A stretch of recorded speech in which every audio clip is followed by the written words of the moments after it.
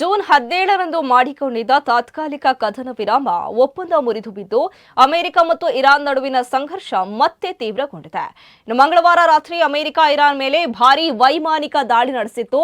ಹಾರ್ಮುಜ್ ಜಲಸಂಧಿಯಲ್ಲಿ ನೌಕಾಯಾನಕ್ಕೆ ಬೆದರಿಕೆ ಕಡಿಮೆ ಮಾಡುವುದೇ ಈ ದಾಳಿಯ ಉದ್ದೇಶ ಎಂದು ಅಮೆರಿಕ ಸೇನೆ ತಿಳಿಸಿದೆ.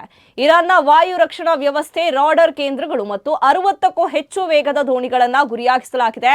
ಇದಕ್ಕೆ ತಕ್ಷಣ ಪ್ರತಿಕ್ರಿಯಿಸಿದ ಇರಾನ್, ಬಹ್ರೇನ್, ಕುವೈತ್ ಮತ್ತು ಕತಾರ್ನಲ್ಲಿರುವ ಗುರಿಗಳ ಮೇಲೆ ಕ್ಷಿಪಣಿ ಮತ್ತು ಡ್ರೋನ್ ದಾಳಿ ನಡೆಸಿತು. ಇನ್ನು ಕುವೈತ್ ಸೇನೆ ಹಲವು ಡ್ರೋನ್ಗಳನ್ನು ಹೊಡೆದುರುಳಿಸಿದೆ. ಈ ಕುರಿತು ಅಧ್ಯಕ್ಷ ಡೊನಾಲ್ಡ್ ಟ್ರಂಪ್ ಮತ್ತೆ ದಾಳಿಯಾದರೆ ಪರಿಸ್ಥಿತಿ ಇನ್ನಷ್ಟು ಭೀಕರವಾಗಲಿದೆ ಎಂದು ಎಚ್ಚರಿಸಿದೆ. ಇರಾನ್ ಕೂಡ ಬೆದರಿಕೆಗೆ ಮಣಿಯುವುದಿಲ್ಲ ಎಂದು ತಿರುಗೇಟು ನೀಡಿದೆ. ವಿಶ್ವದ 20% ತೈಲ ಸಾಗಣೆ ನಡೆಯುವ ಹಾರ್ಮುಜ್ ಜಲಸಂಧಿಯಲ್ಲಿ ಉದ್ವಿಗ್ನತೆ ಮುಂದುವರೆದರೆ ಜಾಗತಿಕ ಇಂಧನ ಬೆಲೆ ಮತ್ತು ಆರ್ಥಿಕತೆಯ ಮೇಲೆ ಪರಿಣಾಮ ಬೀರುವ ಆತಂಕವಿದೆ. ಇದರಿಂದ ಮಧ್ಯಪ್ರಾಚ್ಯದಲ್ಲಿ ಪೂರ್ಣ ಪ್ರಮಾಣದ ಯುದ್ಧದ ಭೀತಿ ಹೆಚ್ಚಾಗಿದೆ.